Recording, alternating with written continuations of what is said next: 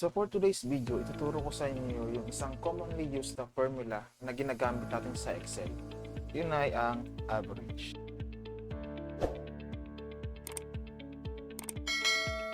So yung formula ng average ay equals average, open parenthesis, then set of numbers, example number 1, number 2, and etc. So, paano siya gumagana? So, ito yung siya. So, halimbawa, equals average, then set of numbers, for example, is 24, then 55, 66, 34, then 77, then 99. So, yung average ng set of numbers na nilagay natin dito ay 59.16. So, halimbawa yung set of numbers ay naka-input na mismo sa ating spreadsheet. So, halimbawa, 44, 55, 34, 66, then 78, then 99, then 34. So, para naman makuha yung average ng set of numbers na ito, so, ganito ang gagawin natin. So, equals average,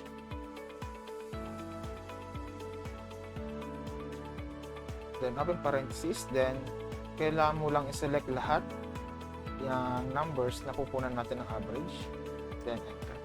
So, yung average ng set of numbers na to ay 58.57. So, halimbawa naman na kailangan mo lang makuha yung average ng numbers na to na hindi mo na kailangan i-display yung result katulad ng ginawa natin dito. So, saselect mo lang yung ating mga numbers. Then, makikita natin sa baba na lalabas yung average ng number na naka-select, then kung ilan yung numbers na na-select, then yung sum ng numbers na naka-select. Yan. Pero kung kailangan natin i-display yung result ng average, so kailangan natin ilagay yung formula sa ating spreadsheet. So para mas maliwanag kung paano yung siya gagamitin sa isang spreadsheet, so punta tayo sa ating para exercise. So for example, meron tayo ditong grades na rating ng isang estudyante, and gusto natin makuha yung average ng per subject, and then kunin din natin yung total average. So ganito lang. So syempre lagyan natin yung average na formula, average open parenthesis, then select lang natin yung grades niya sa Pilipino, then enter. So, pwede natin niyang input din lahat ng average yan, then select din natin siya. May error. So, D is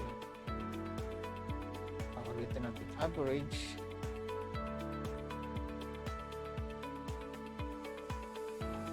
average,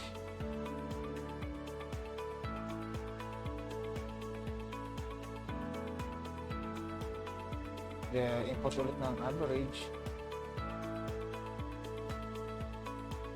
Yeah. So, pwede natin gawin yon. However, kung maraming data yan or maraming set of numbers yan na bawa hanggang dito yan, lang natin. So, kung ganyan karaming data, kuna mo ng average at iisa-isahin mong input dyan yung formula. So, napakarami yan. So, isang paraan para mapadali yung pagkuha ng average sa ganitong table is ganito lang. So, delete muna ulit natin yung ating average. Then, lagay lang tayo ng average dito sa taas.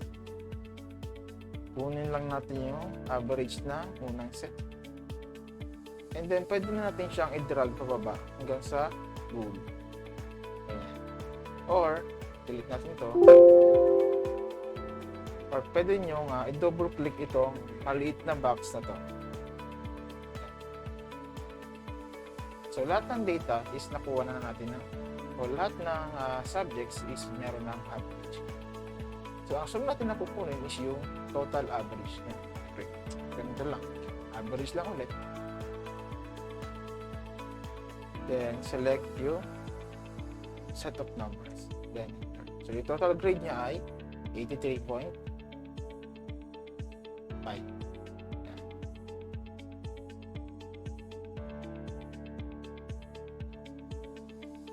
So, ganun po natin ginagamit yung average. Although marami pang pwedeng paggamitan ng average, pero ito yung para pinakasimpleng example.